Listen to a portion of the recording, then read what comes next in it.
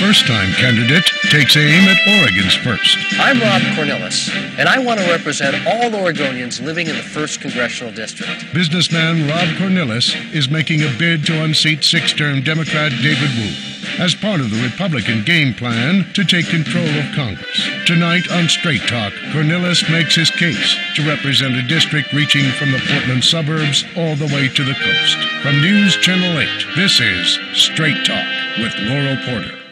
Good evening, and thank you for joining us tonight on Straight Talk. I'm Laurel Porter. Can you believe it? Just 58 days left until Election Day. And you have some important choices to make on November 2nd. Here on Straight Talk, we're introducing you to candidates and talking about the issues to help you be as informed as possible when you cast your ballot. Tonight, we meet the Republican challenger in Oregon's 1st Congressional District. He's running against Democratic incumbent David Wu, who's held that seat since 1998. Welcome to my guest tonight, the GOP nominee in Oregon's 1st District, Rob Cornilles. Mr. Cornilles, thank you for joining us here on Straight Talk. Thank you, Laurel. It's good to be here. Most everybody agrees that this election is going to be all about the economy. If you're elected, what would you do to try to improve the economy and create jobs that your opponent has not? Well, first of all, I think as a small business owner, I know that what I need in order to grow my own business is I need predictability. And by that I mean you have to have legislation that's coming out of Washington or Salem that the business owners, that employers, that investors see as being something that's not only sustainable but predictable. Predictability is not good in sports, the industry I come from. People like to be surprised, but not so in business. So some of the things that we see coming out of Washington right now are such as a tax policy or trade policy, mandates from Washington, D.C. that are putting a real crimp on business right now, and the ability for companies, especially here in Oregon, to grow jobs and to take risk and to invest. And this is the primary, as you said, the primary topic of this particular election, and it's why I got involved more than a year ago. Specifically, though, I hear from a lot of voters who say they know the problems, they know what needs to be done, but it's the how. How specifically would you be able to get things done to help small business? First and foremost, I think a congressman or woman has to be a champion of their district. And by that I mean you have to be able to advocate for the interests of your district. You have to have some influence, and you have to be able to go out there in Washington and also back home and make sure that people know that your district has something to offer, something to provide. And in this particular district, which as you know is made up of the 5 northwest counties of Oregon, we have so much diversity in what we provide, whether it be agriculture, high tech, the business community, fisheries, timber. And I'm afraid that for the last 12 years, we haven't had a representative in Congress who's propped up Oregon 1st District and said this entity or these companies, these employers, these workers, they have solutions to provide our country and many of the problems our country is facing. And so that's the first thing. I know how to promote people who I think need to be promoted, who need to be given not only an audience, but a chance to be successful. Second, you have to create an environment where they can be successful. You don't want to punitively hurt people who want to grow and expand. You want to encourage that, especially in this economy. You give them incentives to grow and to risk and to hire. And right now, as a small business owner, I'm like many, and I'm sitting on my hands, so to speak, not sure if I take a risk, if I hire more, if that's going to come back and bite me in a year or so because of policy that's coming through Washington. So we need people in Washington who know how to create jobs, who've been there before, who know how to sign the front of paychecks, not just the back of paychecks, who've met payroll, who know how to stick to a budget. Those are the things I've been doing for 15 years in my own business, and that's the kind of skill set I want to bring to this congressional seat. If President Obama was sitting here right now across from you, he'd say, I'm trying to do that. I'm trying to pass a small business aid package, but the Senate is in a stalemate. They're calling it misguided. He's trying to give small businesses tax cuts. He's trying to get $30 billion in lending to community banks to try to get access to capital. Would you support the small business aid package? I think one of the problems that we have right now in Congress is we have one side of the aisle that thinks government is the solution provider to this economic problem that we're in. The other side believes it's all private sector.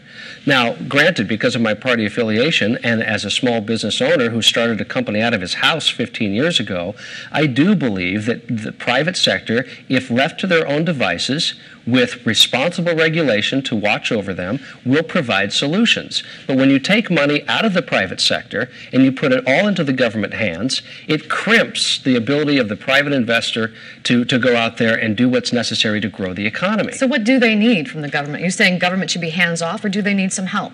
Well, I think government should be more hands-off than what we're seeing right now. I think we've passed a tipping point as far as legislation coming out of Washington and the dialogue coming out of Washington, and we've almost demonized the very industries, the very people that we need to invest in America and to make our communities better and ultimately our schools better. So what they'd find in me, the voters in the 1st District, is they'll find someone who understands that there is a balance. There's a role for government to play to make sure we're protected, to make sure that rules and regulations are adhered to, but you also put a lot of stock in what the private sector can do, the free enterprise system. You bring those two together, you give them the tools necessary, you don't over-regulate them, you don't engage in protracted litigation that just snuffs out activity, and then you'll see, I think, a resuscitation of this economy. But so you wouldn't support that small business aid bill? I support right now the government putting more money into the private sector, but not necessarily doing it through taxpayer dollars. Let's take a look at your district. You mentioned that it's the northwestern quadrant of the state, just so people can find out if they're in your district. And your district includes western Multnomah County. It includes Yamhill County, Columbia County, Clatsop, and Washington counties. It's a large, diverse county, as you mentioned. And let's just talk about the voter registration in this, the makeup of the voters. And Democrats outnumber the Republicans by 50,000. So you're going to need to get all the Republican voters, a lot of moderate Democrats, all those libertarians, all the independents. How are you going to appeal to everyone? I think it's real simple. You focus on what we all agree on. We all agree right now, regardless of party affiliation, that we don't like it when our neighbor loses their job. We don't like it when our boss is talking about moving their operation across the river or across state lines. We don't like it when we can't pay our mortgage or when we don't know how grandpa and grandma are going to retire. Not to mention the fact we don't like it when our kids don't know how they're going to pay for their higher education. These are economic issues that we're facing today, and they unite us. They are nonpartisan issues. Where we get divided as a state and maybe even as a district is when we talk about those things that perhaps we're never going to agree on. But as I'm out there in the district, and I've been doing town halls this summer, most recently in the last 10 days, doing a lot of town halls in those counties that you just mentioned, what I'm finding is that Democrat, Independent, Republican alike are getting energized by my campaign because they recognize that I'm talking about something that is not only unifying, but also it's results-oriented. It's not process-oriented or process-centric. It's let's talk about the ultimate results we can get out of this election, and we'll put party affiliation aside. And I might add, I'm running as an Oregonian, first and foremost. I'm a native Oregonian, 46 years old, spent most of my life here. And I recognize that if we just talk about parties, we're never going to get anything done. I think that's part of the problem in Washington, D.C. There's too much talking about party loyalty and not about loyalty to the very people that put those people in office. And you have said when you were at the town hall in Warrenton that you wouldn't always vote with the GOP. But when I looked at your website, I looked at some of the issues that have recently come up in Congress, and you said you'd vote against the stimulus, you vote against health care bill, you'd vote against the aid to state, that the $26 billion that they passed for federal aid to states. You vote against the bailout for the banking, bailout for the car industry. Where would you have voted independently on recent issues that were facing Congress? Well, I would add that there are a lot of Democrats who voted against those same measures or those same bills that you mentioned. But where I really feel that I have a duty to the voters of this district is to remember that we are, as you mentioned earlier, a very diverse district. My opponent has voted more than 97% of the time with Nancy Pelosi. I don't believe she represents the 1st District of Oregon. Now, if I go back to Washington, D.C., and I have found to have voted 97+% of the time with the Republican Party, I'll be the Republican version of David Wu. And I don't think that's helpful to this district and certainly our state. Some of the things that I have been very disappointed with in the Republican Party, and frankly, one of the reasons I decided to run, to come out of the private sector as one who's never run for office before, is because I've been very dismayed with the reckless spending that the Republicans led in the previous administration. I'm very disappointed that they have not fixed the illegal immigration problem that we're continuing to have in our country. I'm very disappointed that the entitlement programs have not been reformed. I'm disappointed that the health care issue had to wait until this Congress until something was passed.